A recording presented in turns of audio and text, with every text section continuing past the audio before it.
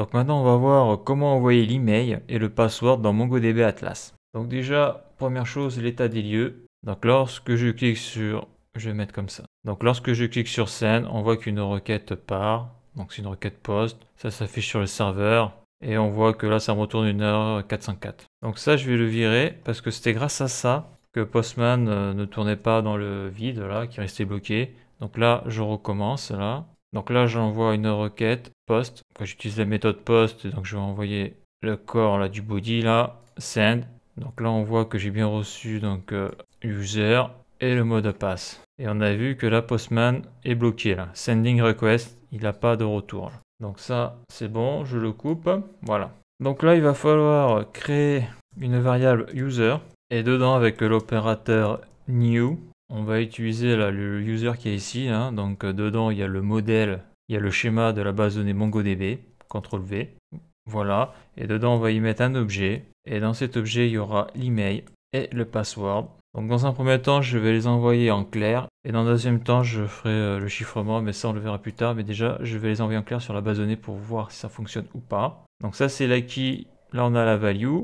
Donc la value, bien, on l'a fait hein, en faisant les console log. Hein. Donc la value, si je veux la récupérer, il faut que je fasse reg.body.email. Donc là je fais un CTRL-C, je fais un CTRL-V pour le password. Donc si je veux le récupérer, donc là il sera en clair. Je le hacherai dans la prochaine vidéo. Donc là je mets la value donc, du password qui est ici, la AZERTY, je vais le mettre dans la key password. Voilà. Donc si je fais un console log de tout ça, donc de tout ça c'est-à-dire de user ici, là, CTRL-C, ben, je fais un CTRL-V, voilà. Donc là si j'envoie une requête, qu'est-ce que ça fait? Donc je me mets ici, j'envoie la requête, j'enlève ça. Donc on voit que là le sending request ça mouline, c'est-à-dire qu'il n'a pas de retour. Et là on voit que dans user, donc dans la variable user qui est ici, donc dedans j'ai un objet, à l'intérieur le serveur m'a généré un ID, là on peut le voir, l'identifiant là.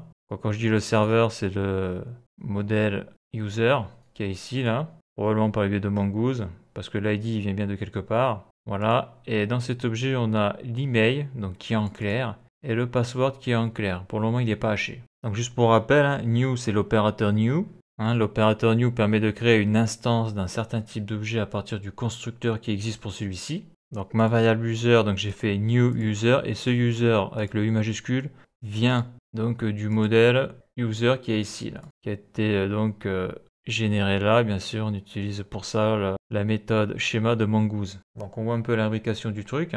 Donc ça c'est fait. Donc maintenant on va envoyer tout ça sur MongoDB Atlas. Donc avant de taper le code pour envoyer la variable user avec l'objet qu'il y a dedans, là, donc l'email, le password avec les values qu'il va y avoir là. Donc on voit que sur MongoDB pour le moment j'actualise, il n'y a rien du tout là. Sur le cluster 0 que j'ai créé, on l'a vu dans la vidéo précédente. Donc on voit qu'il n'y a rien du tout. Donc je vais utiliser la méthode save. Alors c'est peut-être pas la meilleure méthode, mais bon c'est comme ça que j'ai appris. Donc je vais sur docs, driver, donc il ne faut pas se planter. C'est dans driver, donc c'est conducteur. Donc après je choisis mon langage, donc là c'est Node.js. Une fois que j'ai choisi mon langage, j'ai accès à API documentation. Donc à noter qu'il faut un cours gratuit sur MongoDB, je ne le savais pas. Donc ça dure 6,5 heures, c'est en anglais, voilà. Donc il y a des vidéos, il y a tout, donc je le ferai sûrement un jour. Mais donc il y a une université MongoDB. C'est dommage, c'est que tout est en anglais, il n'y a pas de français. Donc je reviens en arrière, donc c'est bon à savoir. Hein. Donc après on a le quick start, fondamental, les crues d'opération, etc. Donc tout en English. Donc là je vais dans API documentation. Donc on voit un peu comment c'est foutu. Et donc là je vais marquer save. Donc là c'est la méthode save. Donc là on a pas mal de trucs.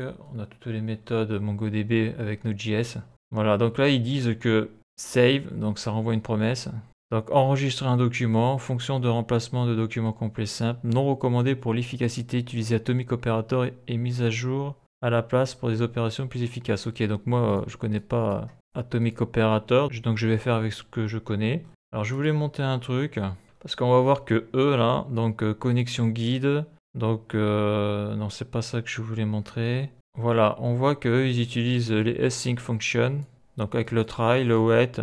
Donc moi ça je ne l'ai pas utilisé. Pour l'authentification, qu'est-ce que l'on a là? Donc on a des petites procédures MongoDB là. Donc moi j'ai pas utilisé ça en code URI component. Donc ça après il faut l'étudier. Donc ça on voit que là ils utilisent des variables d'environnement. Quoi? Ils utilisent des variables d'environnement. Il faut mettre des variables.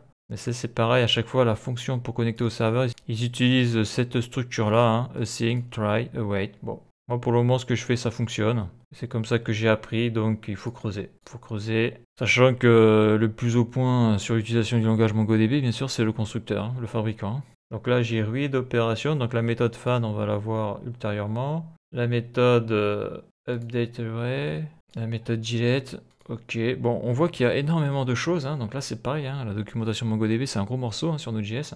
Donc voilà ce que je voulais montrer. Donc après, si tu veux gratter, c'est-à-dire si tu veux approfondir le sujet, ben, tu sais, il faut aller à MongoDB, documentation, driver, Node.js, et là, je sais pas combien de pages ça fait, mais il y a un peu de monde là aussi.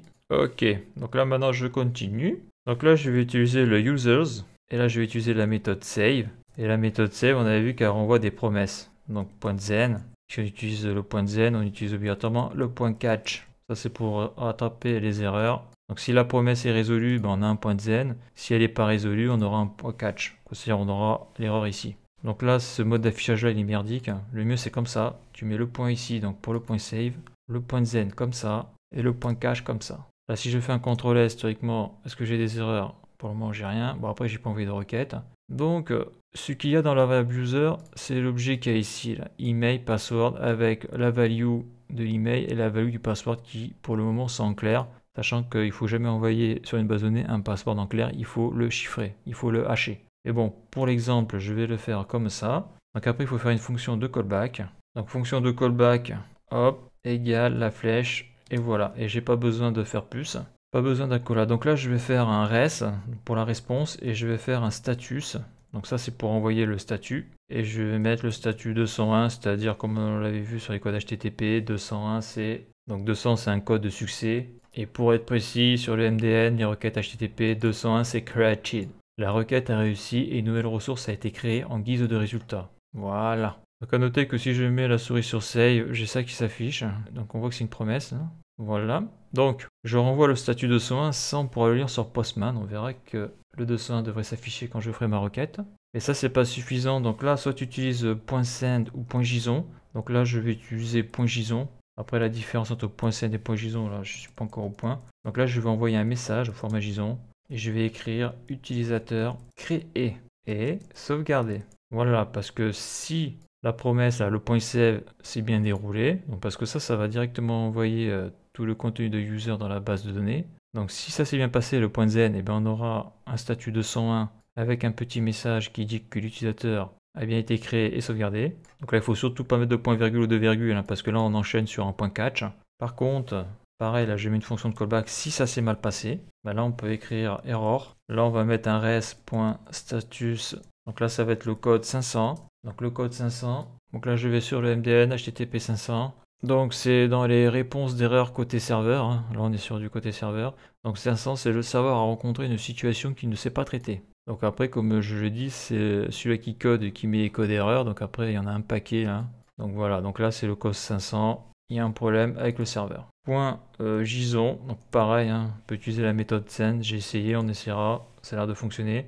Après, je fais double accolade et après, je fais error. Donc il y a deux manières de faire error. Soit tu fais comme ça, c'est une manière de faire. Ou soit tu fais comme ça. Ça, c'est le S6. Quand tu mets error une seule fois, eh bien, ça va faire error de point error. Ça, c'est bon à savoir. Donc après, au lieu de mettre un JSON, ben, je vais faire la méthode send.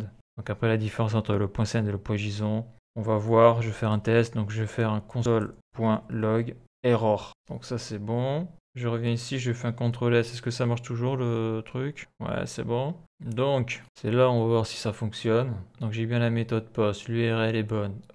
API authentification sign up. Le body, ok. Le row, format JSON. Dans le body, il y a bien l'email, le password. Je clique sur send.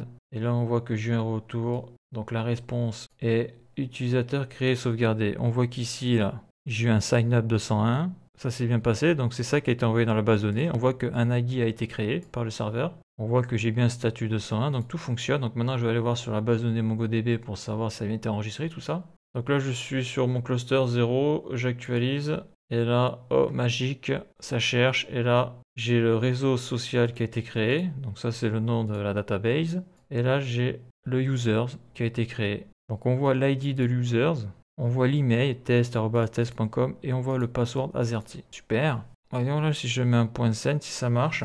Là, j'ai fait un CTRL S. Je sais pas si ça marche, là, je fais un test là. Il n'y a pas d'erreur. Donc à noter, si tu veux tout supprimer, là, tu te mets là, tu cliques sur la poubelle, je sélectionne, je fais un CTRL C, CTRL V, envoyer. Là, on voit que ma base de données est vide. Là, je prends Postman, j'envoie la requête. Qu'est-ce que ça dit? Bah, j'ai toujours mon message utilisateur créé sauvegardé. Voilà. Donc, j'ai pas utilisé la même méthode, hein, j'ai utilisé la méthode .send.